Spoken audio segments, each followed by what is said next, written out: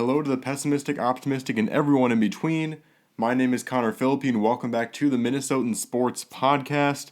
And this is the battle week between the Minnesota Vikings and the Green Bay Packers. Is one of my favorite sports podcasters. The Minnesota for the Win podcast likes to say the greasy, grimy Green Bay Packers.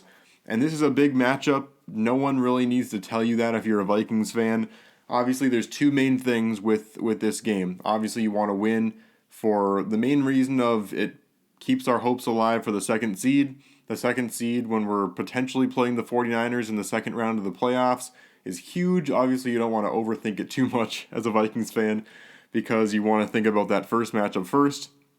But it's huge to be able to play the worst, quote unquote, although every playoff team's good, the worst playoff team that's in the field, besides the Buccaneers, by the way. But that opportunity, also the fact that you can get a second week of home field advantage, potentially Brock Purdy in a very noisy and intimidating environment is huge. So that's the main reason why you want to win. But the second reason, as a Vikings fan, what better feeling would there possibly be besides a win for your own team than a loss for the Packers, to be able to knock your least favorite team, the team that you've grown up hating the guts of with every fiber of your being, to be able to knock them out of the playoffs when they were just starting to get going and the hopes were ramping back up for the Packer faithful. If the Vikings could just flatten that and just steamroll it, that would be a great late Christmas present and a great way to ring in the new year. So can I get an amen on that? So, big game coming up, regardless of the matchup, regardless of the fact that the Vikings are already in the playoffs. There's a lot at stake still and a lot to get into. So, usually I do kind of a history of the last couple games that each team has played, but we already know the history of these two. The Vikings and Packers have been battling it out from the beginning of time, or the beginning of the NFL, history of the NFL, whatever comes first. They've been battling it out since the beginning. Obviously, everyone knows at this point the Packers have had a lot more success. They've won 4 Super Bowls. The Vikings have had 0. But it's been a lot of good matchups throughout the years. Not very many years where one team is just steamrolling the other. Every single game is close. Even in seasons where one team is significantly better, it's just always a toe-to-toe matchup between these two teams, and everything it means, it's beyond just the playoff picture. These two teams just want to beat each other. It's Zadarius Smith returning to Lambeau Field. It's a lot of different things. Chandon Sullivan will be returning to Lambeau Field as well, and just a lot of bad blood between the fans and everything. So a big game, but that's the history. If you want to look up more history, I'm sure there's a big, long YouTube video about it somewhere. But going through the history, that's all you got to say. Bitter rivalry. Key injuries going into this game, we'll take a look at some of those. So the Packers are in a much worse situation in terms of that. Looking into it a little bit here, we've got the Packers. They're two major factors in their offensive line, Elton Jenkins at guard and David Bakhtiari at tackle, are injured, which is not really a surprise because they are injured every single year, it feels like. So those are major factors, and if they are out, it could be really good for Zadarius Smith. Obviously, opportune. I don't want to say good because even with the Packers, you don't want to see guys hurt. But opportune for Zadarius Smith and some of the interior guys that could also really help us against a really effective Packers running game, which we'll talk about. But also, Aaron Rodgers himself is questionable for the game. He's going to play, let's be honest. There's no way he's not going to play, but he's got that thumb injury. It's going to affect him a little bit, make it a little more difficult to throw to his absolute trash wide receivers. And speaking of trash wide receivers, one of the only ones on their team that's shown promise this year is Christian Watson, who dropped a major potential home run ball against us week 1, but now is actually starting to play well. And he's going to be a major factor if he plays. But right now he is questionable. I don't think he played last week, but he's got that hip injury. That's going to be a big factor. And on the Vikings side, James Lynch, unfortunately, out for the season now. He's got an injury, so wish him the best of luck. He was looking really good and one of our up-and-coming defensive linemen. Garrett Bradbury is questionable to play as well. He's going to be big help to get back on this line because Sloatman has not been good per se. It's difficult to miss Garrett Bradbury on that line, but we definitely did when he was out.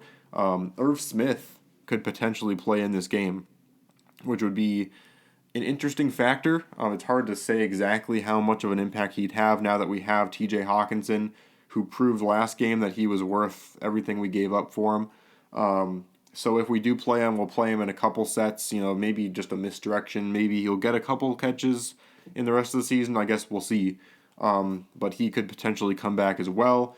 We have Ezra Cleveland is also questionable, and that's a major factor as well because something tells me this is going to be a little more of a running game than people would think with how good the Vikings passing attack has been. Again, we'll talk about that more, but that's going to be a major factor too. BC Johnson on the injured reserve, a little less of a factor because he's our fourth, fifth string quarter or wide receiver at this point. But anyway, every single thing is important here. Going into a little bit of the, wide lens stats, obviously these are things that are not always black and white as they appear. Sometimes, these things can be a little misleading, but let's just go into them anyway. Vikings are scoring 5 more points per game than the Packers, are also allowing 2.5 more points roughly per game than the Packers are. As for passing yards and running yards, the Packers are far outpacing the Vikings in the running game. Aaron Jones has looked really good, and they've been kind of a run-first team with how bad their wide receivers have been. As for the Vikings, they're averaging 94 yards per game on the run. Dalvin Cook, besides breaking out some big runs, which have been clutch, he hasn't really been a consistently good running back in terms of just grinding out runs that are 4 or 5 yards. He gets stuck behind the line a lot, which I understand has something to do with our run blocking. Our offensive line has not been great, but something we need to get going, especially because with Aaron Rodgers, you never know. You have to put him away, and the running game is a good way to do that late in the game if we're ahead. It's going to be really important for us to be able to continue to score and continue to run that clock down because Aaron Rodgers is Aaron Rodgers. He's totally still capable of delivering some late game magic, especially against the team he loves to screw with. As far as the defense goes, this is going to be a major factor here. The Vikings allowing almost 300 passing yards per game, which is just insane, as well as allowing 120 rushing yards per game. This defense is hanging on by a thread, and we've known that. The Vikings defense has really relied on takeaways, which Aaron Rodgers and the Packers have provided in the last few weeks. So it's going to be a big thing, but defense not great for the Vikings. In terms of defense for the Packers, they only allow about 200 passing yards per game, so this secondary has been great, but they also get gashed on the run, allowing 144 yards a game. So again, it's going to be a big game for potentially Dalvin Cook to have his big game of the year, potentially running down the clock well if we're ahead, and it's just going to be really important for him to get going. The key factors of this game, like we've been talking about here, I got into a little bit of them, just hinting at them. One of the main factors is if Christian Watson does play, will the Vikings have the speed to match him? We've got some younger guys that are, have a little bit more speed. We might be able to throw Asamoah in there a little bit to kind of prevent some of those deep, quick plays by Watson. We'll see if he plays anyway. But other than that, we've got some older guys like Peterson and Harrison Smith and Kendricks. Will they be able to match up with Watson if he plays is going to be a big factor. As well as the Vikings have to stop the run early, and we got to force Rodgers to try and force throws out to those awful QB or wide receivers because with his thumb injury and with Christian Watson being really the only effectively good wide receiver the last few weeks, we want Aaron Rodgers, as crazy as it would seem to say this 3-4 years ago, we want to force Aaron Rodgers to throw the ball because he has been forcing some bad and errant throws. He doesn't have Davante Adams to bail him out anymore in those situations where he's under pressure. Obviously, the pass rush is going to be huge against Rodgers because he is always able to improv and find an open guy like he has throughout his entire career. The pass rush is always going to be a factor as well. But then the other main factor for us is Jefferson. Justin Jefferson's going to shine in every game he plays in.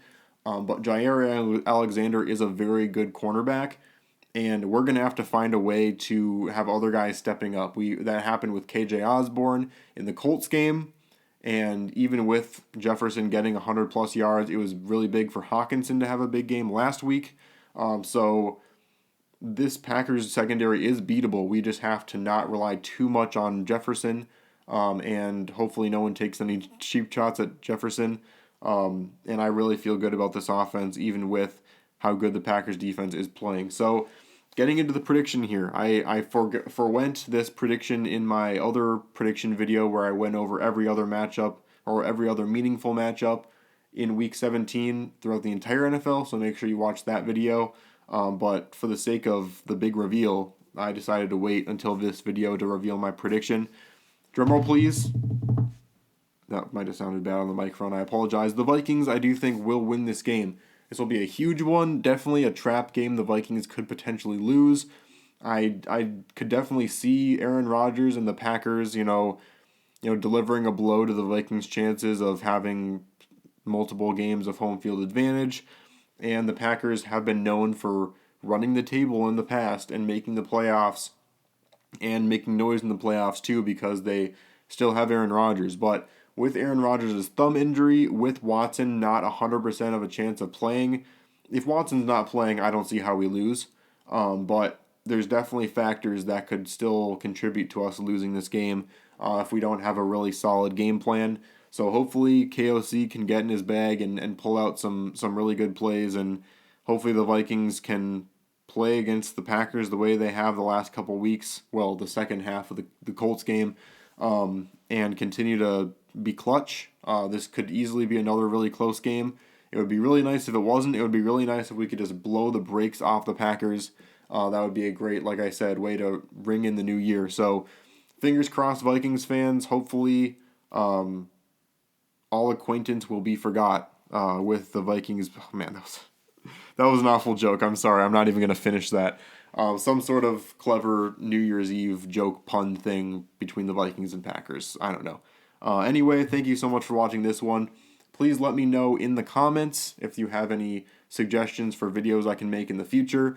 Eventually, I'm going to have to start pivoting to some other content. I'm going to be talking about the Twins in the off season.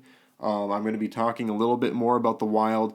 I'm thinking of doing I'm not quite as keyed in, I'm really into all the sports, but in terms of knowledge, I'm a lot more knowledgeable with the NFL, so I can't say quite as much about hockey and basketball, but I'm still diehard fans of the Wild and the Wolves and the Twins, so I'm going to make content on them in the NFL offseason, but let me know if you have any other ideas of things I can make in the NFL offseason for me to talk about and everything like that.